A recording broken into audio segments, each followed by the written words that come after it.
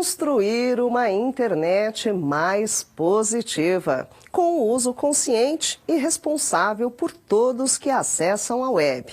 Foi pensando nisso que a rede europeia InSafe criou o Dia da Internet Segura. E em 2024, o dia, na verdade, abarca 2 dias, hoje e amanhã. E para falar um pouco mais sobre essa data e sobre como nos proteger no mundo digital, vamos receber agora ao vivo o Arthur Igreja, que é especialista em tecnologia e vai falar aqui com a gente agora. Vamos lá? Deixa eu colocar o Arthur aqui na nossa tela. Olá, Arthur Igreja, bem-vindo, boa noite. Olá, boa noite, Marisa.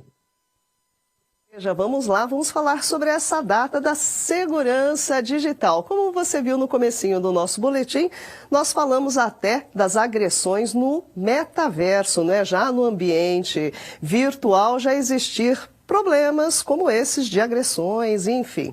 Queria que você falasse um pouquinho sobre esse passado e esse presente. Do ano passado para cá, como você enxerga essa questão da segurança e dos golpes na internet, Arthur? Você acredita que a inteligência artificial está intensificando e aprimorando esses golpes por aqui?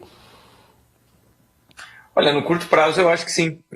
Até foi noticiado recentemente que uma plataforma que usa inteligência artificial generativa, chamada OnlyFake, ela é capaz de gerar documentos que são aceitos por sistemas avançados de segurança, de validação de identidade, inclusive em algumas plataformas de criptomoeda e outras até como o PayPal. Então, o que eu quero dizer com isso? Imagina que eles foram capazes de pegar uma lista de nomes de pessoas e com seus dados cadastrais básicos e conseguiram gerar aquelas famosas fotos que alguns sites pedem. Envia a foto do documento segurando o documento ou em cima de um sofá, em cima da cama.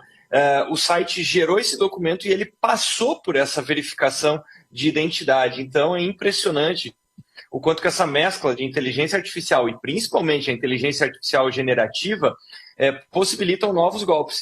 Então, como sempre no mundo da tecnologia, a mesma tecnologia que está disponível para fazer o bem está disponível para praticar golpes. Então, quer dizer, é IA para fraudar documentos e aí nós vamos precisar de cada vez mais IA para identificar documentos fraudados. Esse é só um dos exemplos.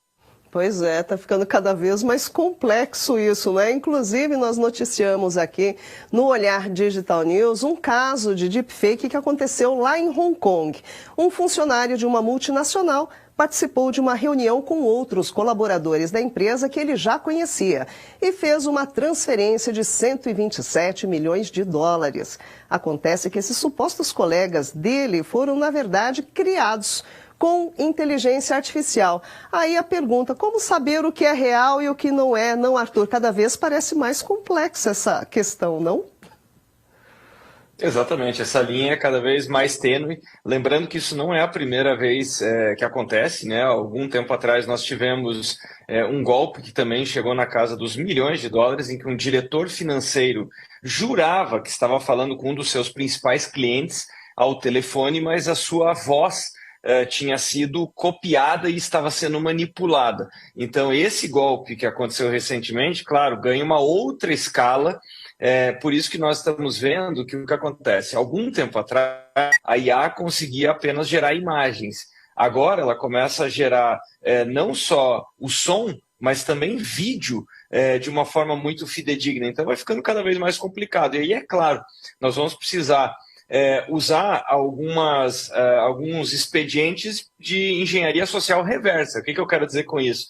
Por exemplo, se a pessoa jura que ela está falando com determinados colegas de trabalho, não custa nada ele fazer algumas verificações do tipo, você se lembra quando nós estivemos naquela convenção em tal ano, qual que era o tema da convenção? Então, quer dizer, fazer pequenas perguntas de cunho profissional e pessoal, porque aí certamente fica mais difícil para os golpistas simplesmente desempenharem aquela atuação, né, usando jargões e fazendo de conta que participam da empresa. Então, quer dizer, mais e mais nós teremos que fazer esse tipo de verificação o tempo inteiro.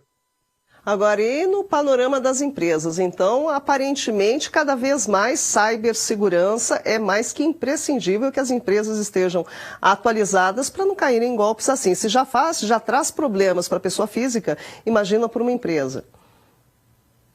Sem dúvida, prioridade com um ranqueamento muito alto, então isso já é uma tendência dos últimos 4 ou 5 anos, então não diz mais respeito a uma prioridade de um CTO, de um CMO, essa é a prioridade de qualquer CEO e deve ser a prioridade, na verdade, de qualquer pessoa que participa daquela empresa, sendo ela grande, média ou pequena, uma prioridade para todos os negócios, para qualquer profissional, porque os danos são cada vez maiores. Então é muito importante ter treinamento, essa consciência, ter muito cuidado ao usar todas as ferramentas, porque da mesma maneira que nós temos essa facilidade, esse imediatismo, esses mesmos atributos são usados para aplicar os golpes. Então, apostar em cibersegurança, e não só, como eu falei, em ferramentas, mas também na capacitação e no comportamento. Na verdade, é aí que reside grande parte da segurança.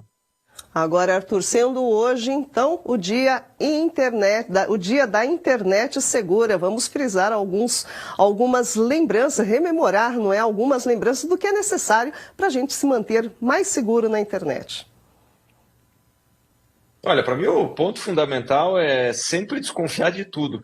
Então, hoje mesmo eu vi um vídeo em que a pessoa, ao usar, por exemplo, o Apple Vision Pro, ela consegue trocar o rosto da outra pessoa. Então, quer dizer, agora, como nós falamos no começo do nosso papo aqui, fica mais difícil, fica mais tênue essa distância entre realidade e ficção. Então, nós teremos que desconfiar de tudo. Nós não podemos esperar algo dar errado. Então, esse lembrete vale para qualquer interação, seja numa chamada de vídeo, seja num áudio recebido, seja num contato feito. Então, quer dizer, aquilo que nós vimos nos últimos tempos, olha, perdi meu celular, esse aqui é meu novo contato. Isso vai escalar rapidamente para vídeo, para chamadas. Então, nós temos que ter o atributo número 1 acompanhar os novos golpes, sempre estar prevenido, sempre fazer essas pequenas verificações que eu falei, sempre usar o melhor da tecnologia e também, na medida do possível, disseminar, contar isso para mais pessoas, assim como nós estamos fazendo aqui.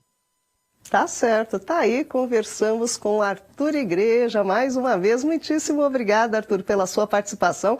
Voltamos a falar em outras situações. Muito obrigada, boa noite. Obrigado, boa noite.